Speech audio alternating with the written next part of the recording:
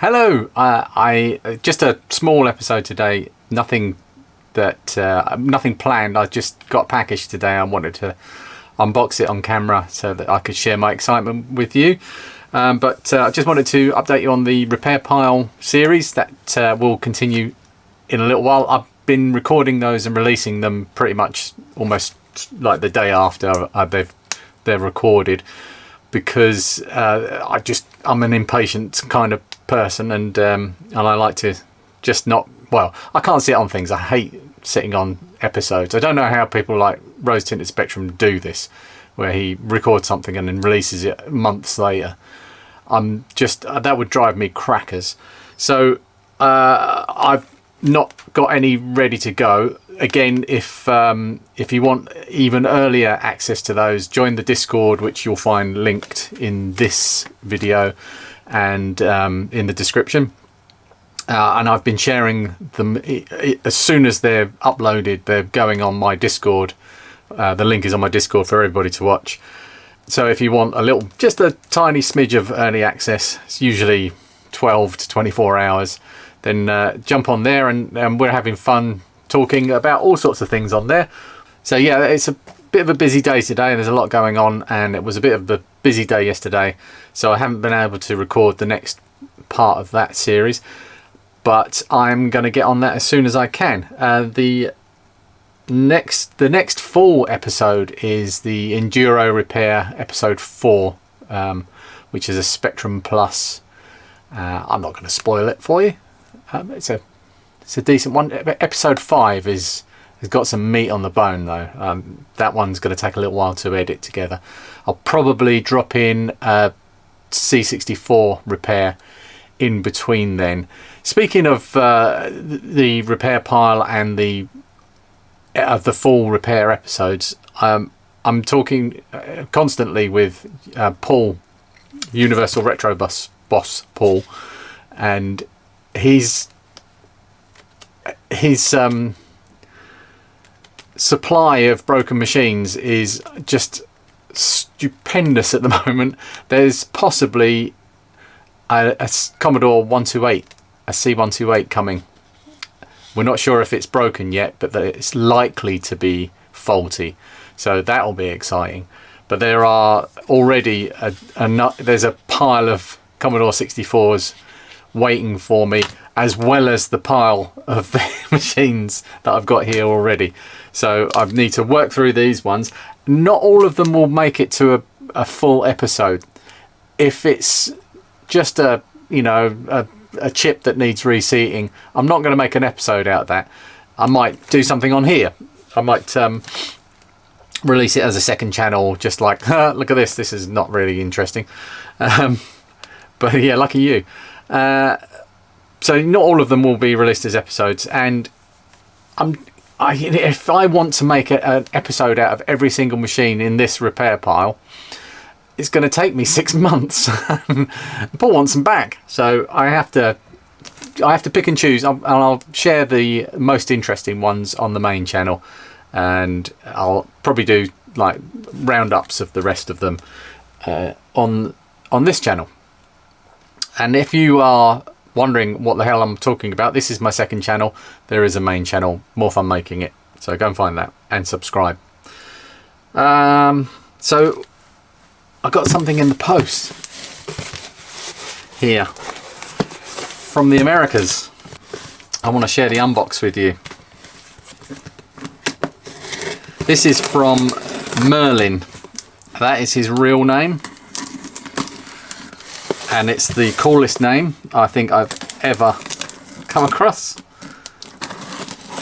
And Merlin, there's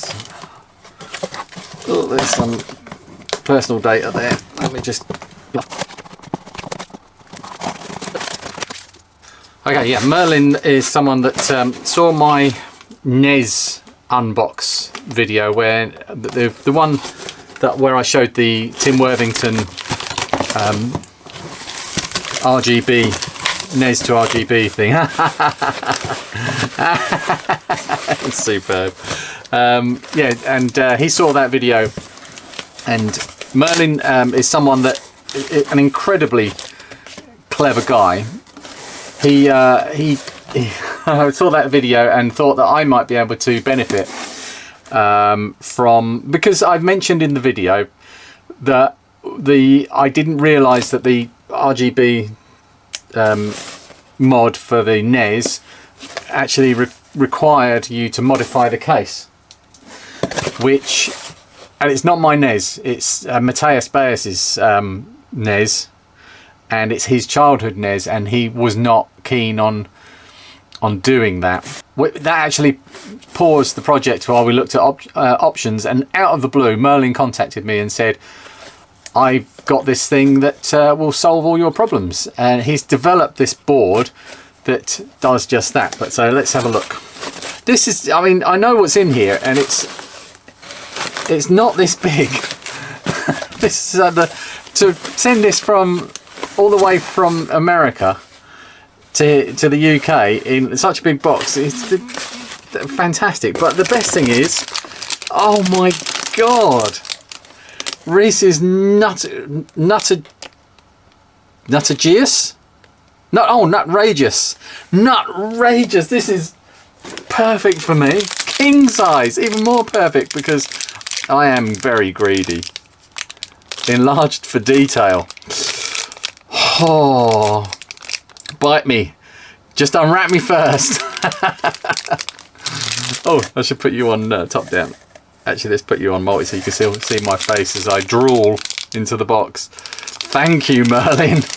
That's amazing. Oh, there's another one. What's this? Cadbury's Caramello.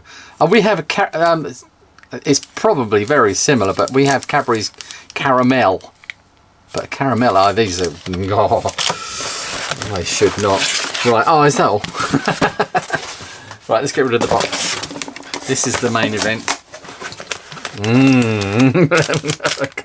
I am going to have to resist, otherwise I'll just be spraying bits of peanut everywhere. There was no way this is getting damaged in post. There's a box in here.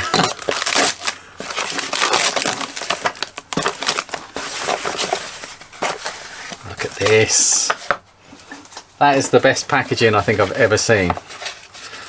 Wow. Okay, we have some bits.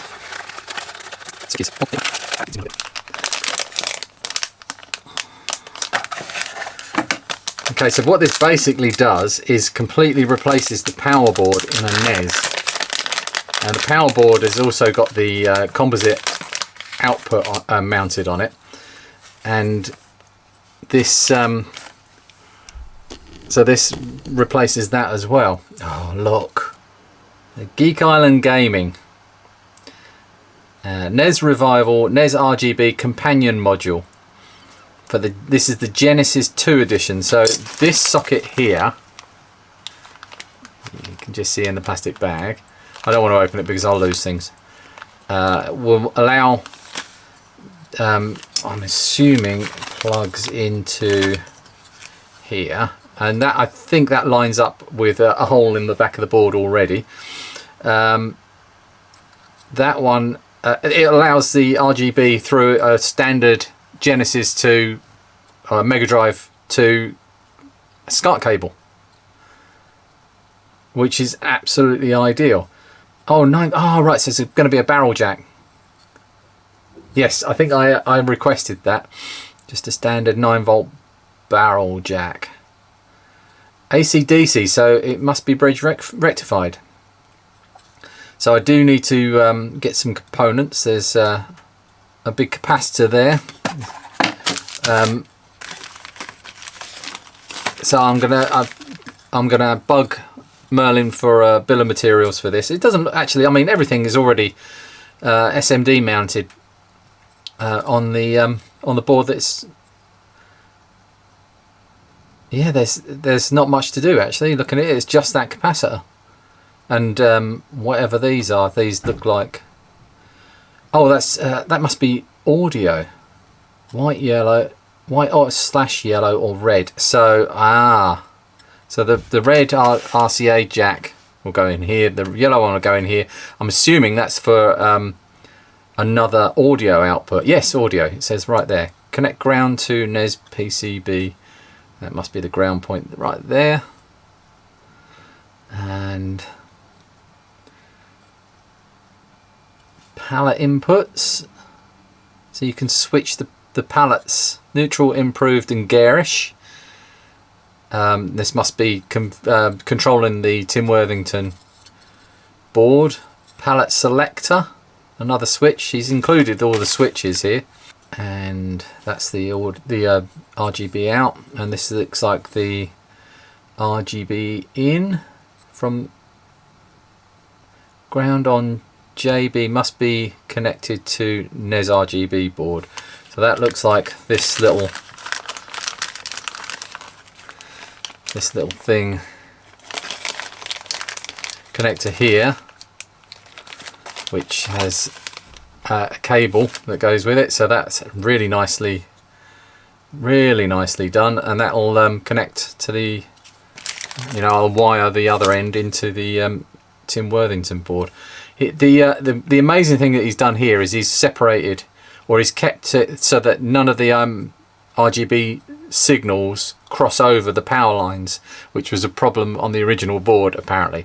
I don't know about these things. So 9 volt in, 9 volt out, 9 volt in, 5 volt out, audio and video. I reckon this is where it attaches to the actual NES.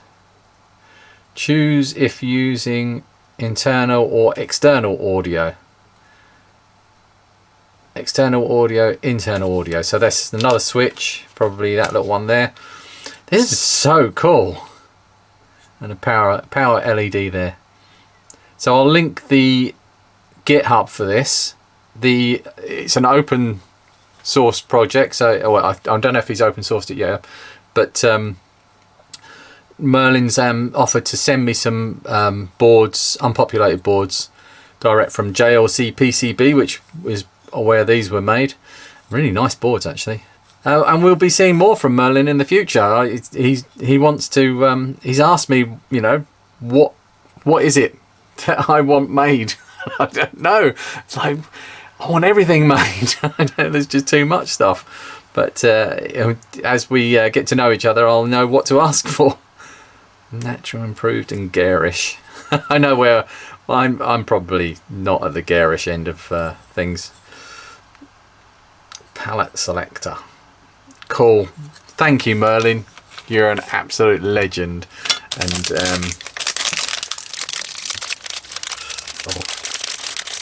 shall I cut it off just as I put it in my mouth?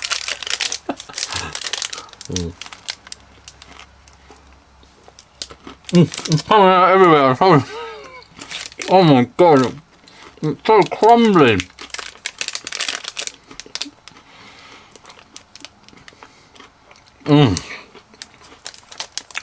I am going to have such a chocolate high because I haven't eaten chocolate since the 1st of January.